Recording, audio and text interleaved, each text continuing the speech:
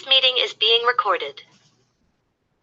Rob Kendall along with Tyler Bless. This is the Tyler Bless Show, first edition this year for the 2023 Plainfield football season. Coach, how's it going? Good. How are you doing? Hey, we're doing just great. All right, so before we kind of get into the nuts of the 2023 season, obviously for your first year with the Quakers, let's go back to last year. You were kind of named the coach in waiting. Take us through what last year was like for you and what you learned from that as you prepared for this season. Yeah, I mean, it was obviously a very unique opportunity just of, especially in high school, you don't see it much where you hire a head coach in waiting and that guy's on your staff and the transition period. But it all kind of started in the off season before the 22 season, and Coach Woodard, who I've known since I was high school player, reached out to me, and kind of all that went fairly smoothly and quickly. And my wife and I made a decision, and we made the move to Plainfield and started in would have been the spring of 2022, and then just started working daily once school got out with Coach Woodard and the rest of his coaching staff and the players. So it was a great transition in terms of moving from Columbus North to Plainfield. I had known some of those coaches on staff that we currently have now prior to that, but it was really probably the best way to do it, to be honest with you, in terms of just getting to know the coaches on a professional side, but also on a personal side, and then getting to work with the players and building those relationships really a year early before I took over as head coach was a great opportunity for me and for them to kind of see me on a coach's side, a teacher's side, who I am as a person. So then as soon as our season ended after the 22 year, we really kind of just made that transition, and maybe that following Tuesday I took over, and I've been doing head coach duty since then. In my mind, it's like in The Godfather where, they come in and there's a private room and everyone kisses the ring finger and says, hey, man, you're in charge now. You're the guy. What is that transition period like? Obviously, we had a final show with Coach Woodard, and we talked about our 15 years together and covering the Quakers. But, we really haven't had any conversation with Plainfield football since then. So what is that transition period like? Yeah, I mean, as soon as our season ended at Whiteland in the regionals, that was obviously a Friday evening in November. That Sunday morning, we all came in as a coaching staff, and you always kind of do some end of the year cleanup. You put equipment away, you file away some devices and all that. But that's probably when it really hit me in terms of how Coach Woodard is. He's very organized and clean, and everything has a home. But I mean, his desk was cleaned out, his locker was cleaned out. It was like, okay, I'm ready to pass the torch and basically give the keys to me. But that transition was on a Sunday, and then he spoke to the team on Monday, and I took over the following Tuesday. And we gave our kids a few weeks off from after school lift, but really I think it was probably Thanksgiving week we started doing our after school lifting with Coach Vanderbush 4 days a week, and that really continued all the way through the end of the school year in May. So we've had a really good off season. We've asked them to do a lot of things that they're familiar with, but some new things. And then obviously this summer has been very beneficial, successful. We've stayed healthy, and now we're starting that new chapter, or that new kind of phase of season where we're getting ready to start school on Wednesday and practices officially start on Monday. In all the years we've been doing this coaches show, this is always my favorite show, I think, because like preseason football, for those of us who are not involved in football, is like this Wizard of Oz type-esque thing where you have no idea what it's like behind the curtain. So kind of take us through what the past really, 8 or 9 months have been like as you've been preparing, not just over the summer, but off season as you've been preparing to take the reins of Plainfield football.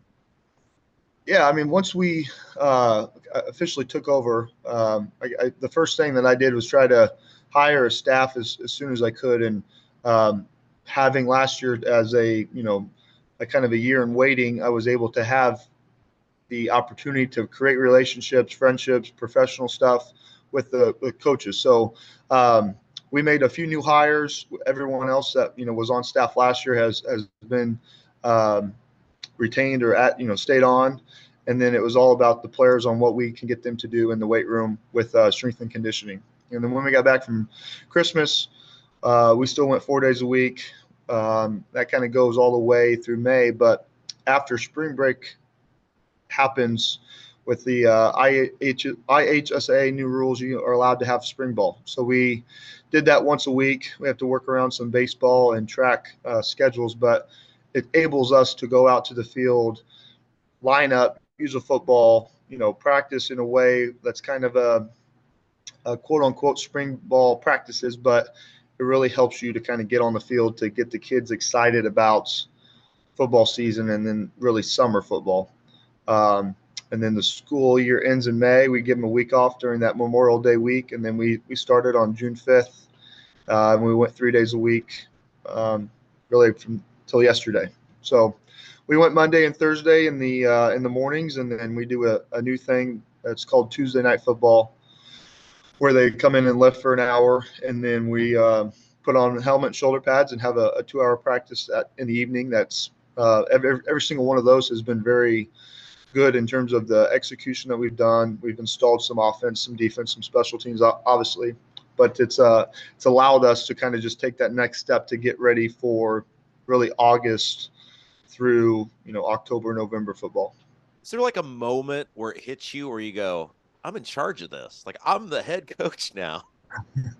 I mean, there's always some times where you kind of catch yourself like, oh, I'm the one that's supposed to speak, or I'm the one that's supposed to say something. So I couldn't probably pinpoint an exact moment, but I've had some times where like, oh, I'm actually, calling the shots here. So it's been fun. I've loved every moment of it. Obviously there's some days where you go home and you're exhausted and you kind of maybe guess what you're doing, but you wake up the next day and it just recharges your batteries and you go back to work. I've officially entered the I am old portion of my life because as a very young man, I was doing this exact same thing with your dad. And, I'm just curious how much of a help it's been to have a legendary football coach in the family, how much you've leaned on him and just, kind of how he's doing because he's beloved by so many people. Yeah. Well, thank you. I was probably just as surprised as everybody when he announced his retirement, but it was one of those things where it really didn't matter what I wanted him to do because he was the one that wanted to get out or to retire. He'd been doing it since 1985. So I think my words and my sister's words were, hey, if you're good with it, Dad, then we'll support you. We obviously will love you. But I think he has enjoyed just stepping back and kind of letting the, I don't know, maybe the younger generation or the younger coaches have their time. He stopped by here and there in the summer just to watch. He hasn't indulged in any coaching, but super happy for him just to start this new chapter of his life. He's still teaching at Avon, but it's probably hindsight being 2020, the best thing that happened for me because I can now call him and not feel like I'm bothering him because he still had, stuff on his plate when he was coaching. So now it's more like, hey, what are your thoughts on this? What are your thoughts, or, what would you do here? And knowing that he has the time to really process those questions and give me a truthful answer where, maybe if he was still coaching, he'd still, have to worry about a whole other football program and football coaches and a whole team. So he's good. He's in his pool a lot and, he's chasing around 3 grandsons. So I think life's good for my dad. So let's talk about being a head football coach. And Coach Woodard and I talked about this for years. Football's changed. It used to be the football coach was some guy that taught PE and wore sweats a lot and blew whistles and yelled at kids. Football's big business now in high school football in Indiana. You're a CEO. You're more than just a coach. You're a CEO. Talk about what goes into being, even more than just Friday nights, the head coach of the Plainfield Quakers. Yeah, so my teaching job when it was presented to me, I'm essentially the teacher or the director of our alternative school here at Plainfield High School.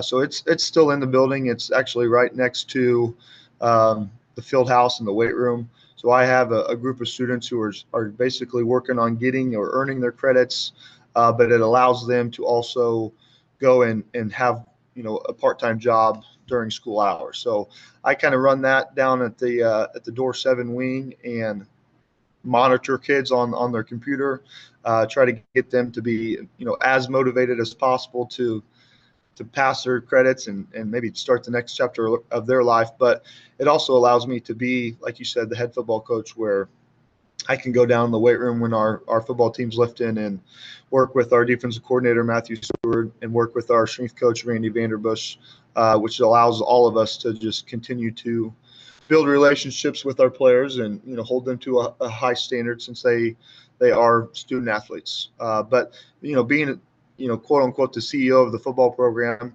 you have your hat in a lot of things, from the Optimist League, from kindergarten to sixth grade, to you're having meetings with the middle school coaches in the off season on what, we want them to be able to run at their level. You might have to speak at some type of engagement. So it's definitely a 12-month job. It's an everyday thing. When you get your weekends off and you get some vacation times, try to take advantage of it and spend time with my family. But I knew what I was getting into, but until you really, submerge yourself into it, you really have no idea what it really entails until you're all the way in, and you're just trying to honestly get through the day sometimes.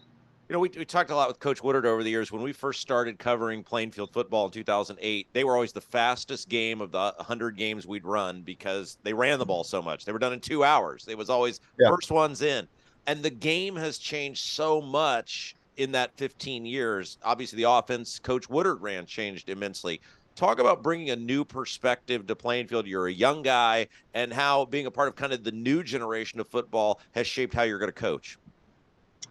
Yeah, I mean, just even looking back from when I played college football, which was not, terribly long ago, but even from then to now has changed, drastically. But what we want to do with our offense and our offensive philosophy is, try to put the ball in the hands of playmakers, whether that's a running back, a tight end, the quarterback, receivers. We want to try to be efficient as possible to be able to gain, positive yards on every single play, and not be in a position where we have to really play from behind the sticks because of, maybe a bad play call or a bad situation. So, more times than not, you're probably going to see us in shotgun. We'll have some situations where we will want to get under center, which is, quote unquote, the old school way of doing it. But, we're going to try to be as efficient as possible. Try to, always think 4 yards is a good play for us, because then it gets us to 2nd and 6, and then it gets us to 3rd and 2, and then it, we can convert on 3rd and 4th down. We're moving the chain. So it's different on defense. It's different on special teams. But you kind of just, as a coach, you have to adapt, or you're kind of going to be, kind of lost in the clouds. You look at your conference, and we've talked about this for years. I think your conference is the most underrated conference in the state. People think of the Hoosier Crossroads Conference or the MIC, but you look at the talent of the teams in your conference.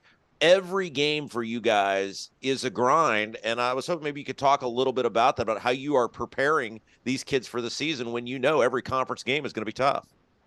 Yeah, I would, I 100% agree with you that the Mid-State is very underrated. It's gotten better every single year. There's tons of talent, and from every school. Every school is really well coached. There's great coaches that do a good job with their programs, but they week in and week out, you got to be prepared to Hey, look who it is. You can't get enough. Shouldn't he be like in a senior citizen home somewhere or something? I think he lives at the school. But no, I mean, week in and week out, we have to expect everyone's best game, and that's what honestly it should be, because you want to be able to play really good competitive football week in and week out, or you're going to get in some lumps where we can take this week off, or this team's not very good. Like you can't do that in the Mid-State. You can't do that in our non-conference games. So that's something that we've preached to our kids really from day one. And our kids are smart enough to realize where, especially with social media, the talent that's all over Central Indiana. So very excited to be a part of the Mid-State again. Played in it as a player, been around it, a long time with my dad at Mooresville. So it's kind of a surreal thing to go back to these schools where, okay, well, my dad used to play those teams when we were at Mooresville and I was the ball boy. It's like, it's like deja vu all over again. So it's a full circle type of thing for me as a football coach. Well, let's dig into the team for this year. Why don't you talk about on the offensive side of the ball, some of the kids you've got coming back, some of the names. Obviously, we will do a week 1 preview before the Sure. first game, but so won't do a deep dive on that this week. But from a high level, who are some of the kids as the season is beginning to take shape? You say, these are the names our listeners are going to be hearing on Friday nights. Yeah, well, you have to start with our quarterback. And he'll be a 3-year starter for us. Hunter Newell had a great year last year. Stayed healthy, has had a really good offseason for us, has gotten, a little bit more weight on him in a good way, has gotten faster, has had a really good spring and into the summer. He's thrown the ball very well. He's grasping the offense. He's executing what we want him to do. So I'm very excited to see how his senior year goes. The guys kind of protecting him, the names of Tommy Spilker, Matthew Lazaro, who will be 3-year starters for us as juniors. Daniel Quilliam is a senior left guard for us, and then Braden Wachtel is our junior center. And then kind of the maybe the nicest, most polite, hardest working, quietest kid on our team, Kelvin Ohaya, will return as our right guard. He's a senior as well. And then the skill receivers, Caden Vanderbush, Jameer Bowie, Marcos Rivera, Isaiah Miller, tight ends, the names of Elijah Flowers, Brandon Hendry, and then our running backs has been kind of by committee this summer, but you've got Weston Wyrick, you've got Carter Ferguson, you have Luke Starn. So all 11 plus kids have had a good summer, good spring, and hopefully you're calling those names a lot in terms of receptions and yards and protection. So I've been very pleased with our offense. Our offensive coaches have done a phenomenal job of coaching every single day and fixing mistakes, but also being very pleased with how our kids have been able to handle everything that we've asked them to do. Let's flip it over to the defensive side of the ball. Are we going to have a different look defensively this year? And in addition to that, who are some of the names people will be hearing on Friday nights making some tackles? Yeah, I mean, if you were to ask our defense coordinator, Coach Stu, we're 3-4 multiple. So that means kind of a variety of things, but it will be a little bit similar. We might have to, get in different fronts depending on who we play. But we're really heavy senior led in that kind of group of, linebackers with Landon Drennan, Aiden Crouch. There's a junior, Alex Holtzclaw, who started last year as a sophomore. The defensive line has returners as well with Seth Martin, Thomas Strange, who's Chris Strange's younger brother. Blue Jetawa is a newcomer for us who's had a really good summer. And then, we're really excited about Jacob Lackey and Jason Woodson. Those are two juniors that are kind of starting to form their niche in our defensive line. So we've been very pleased with those guys inside the box. And then at corner and secondary, some new names would be Carson Cole. Will Freeman's a returner but was banged up last year from an elbow injury. And then Jeshua Miller, Caden Vanderbush, and Carter Ferguson as well, who are returning starters for us. Few minutes left here on our first Tyler Bless show, and we'll be reading these names once our first coaches show for the regular season begins coming up here in a couple weeks, and all throughout our broadcast. The people who support Plainfield football, and we always kind of love to hear, and you don't have to read off names here, but just talk about in general the community support for Plainfield football and certainly the business community support that make these broadcasts and so many other things possible. Yeah, well, it's a no-brainer that our quarterback club, which is parent-led, is kind of the driving force of everything that we're allowed to do, from feeding our young men in our program and on Fridays or Saturday mornings or on a bus, going to an away game. So our quarterback club has done a great job this offseason of fundraising money. We had our yearly golf outing 2 weeks ago. and had a great number of teams play. I think we had 25 foursomes, had a number of whole sponsors and sponsorships for this show, and banners to be posted at our stadium. But the biggest thing that we probably have noticed this offseason is just the community support of wanting to really do whatever it takes for Plainfield athletics, not just the football program, to be successful. I've kind of learned as a first-time head coach, like, hey, it's always a no until we ask. And if we never went and asked Pizza King if they wanted to sponsor a Thursday night dinner, then we would never know that. So it's been great. I think we've done exactly what we kind of sought out to do in January to fundraise money and to get our quarterback club in a position to treat our kids like this is a first-class program, and that's what we want it to be year in and year out.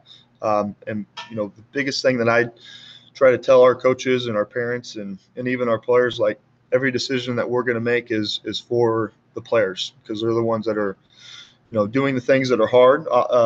Coaching is hard, but I think playing football is much harder because it's physically, it's mentally, it's emotionally. It takes a tough person to do all that stuff. So very fortunate and blessed to have our quarterback club and our community support for this football program. Before we let you go, obviously you are now engaged in something that takes a lot of your time and will take a lot of your time. We hope you're the coach here for 20 years or more. Would you like to talk about the person at home that loves you and supports you and said, yes, spend all of your time at the football stadium? Yeah, my wife, Courtney, we just celebrated our 5th wedding anniversary in June. And we have 2 young boys. Hudson is 4, and Cooper is about a year and a half. So they keep us very busy. They keep probably her more busy than me because I'm not there all the time. But the nice thing is, I live 4 minutes from the school, so it's a few roundabouts and a couple turns, and I'm home. And I try to, when I am home, I try to be present. I try to put my phone away. It's easier said than done, but Courtney and I have been together really the whole 11 years of coaching. So she was with me in the college days where I was really not home a lot, to the high school days of expecting that each month there's something that's tied to the game of football. But would not be in a position that I am now if I didn't have the love and support from my wife. And obviously our 2 young sons are appreciative of that. But obviously when they get older, I hope that I set a good foundation of what hard work and dedication is for something that you love, just like I learned from my parents as well. Well, then I will keep the texting to you to a minimum of plays I think you should be running. I used to do that with Coach Woodard all the time. I will keep that to a minimum off hours for you. How about that? Okay, sounds good. Thank you. Man, Coach, we're so excited about the coverage this year. We're so excited to broadcast the games, the coaches shows. We've been with Plainfield. I think this will be our 16th or 17th year now. It's just awesome to be out there, and we appreciate you asking us to be a part again. And we're excited to cover your first year with Plainfield football. Well, I appreciate you, and everything that you guys have done has been first class. And we start practices officially on Monday, and first day of school's on Wednesday, and before you know it, we'll be getting on a yellow bus to head to tear up South Week 1 on August 18th. So we're looking forward to it as well, and we'll take it one day at a time. Yeah, and again, let everybody know we will have a first coaches show. We do a preseason show every year. We'll have a first coaches show Monday leading up to week number 1 on the road at Terre Haute. So, Coach, until then, keep up the great work, and we'll look forward to talking to you real soon. All right, sounds good. Thank you so much, Rob.